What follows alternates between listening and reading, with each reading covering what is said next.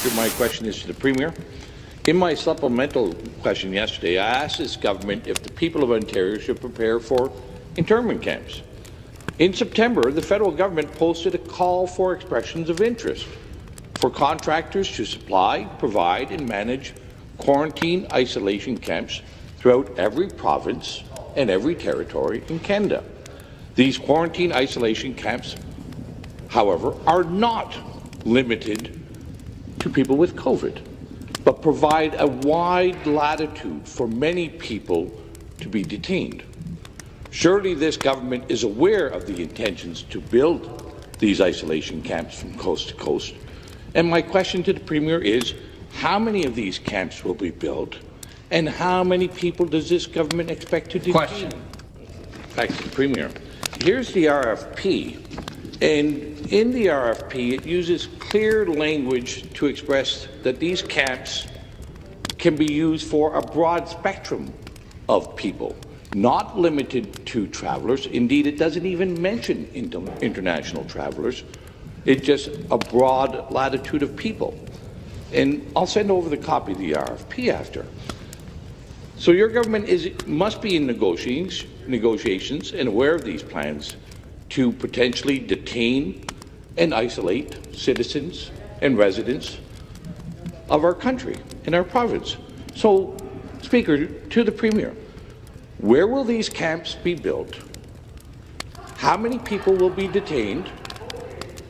And for what reasons? For what reasons can people be kept in these isolation camps? And I'd like to have the Premier assure the people of Member, take a seat.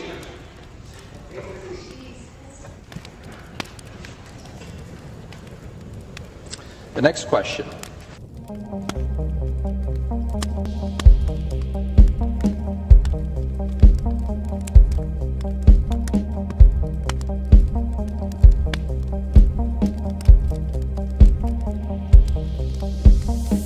I think the public has to know this is one of the worst-case scenarios in terms of an infectious disease outbreak, in that their cooperation is sought. If there are people who are non-compliant, there are definitely laws and public health powers that can quarantine people in mandatory settings. It's potential you could track people, put bracelets on their arms, have police and other setups to ensure quarantine is undertaken.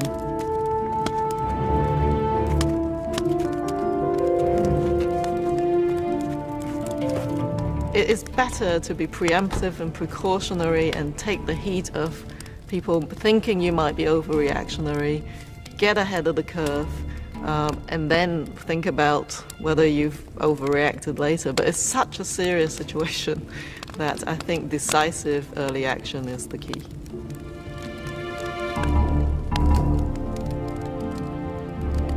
Police checkpoints are set up on all the bridges, and everyone leaving the city is required to show proof of vaccination. Those who refuse to cooperate are taken away to temporary detention centers.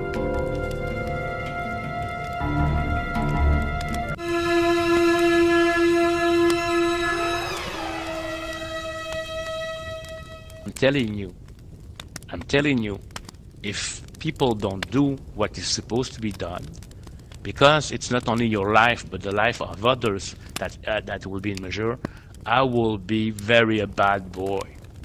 I can be a bad boy, very bad boy.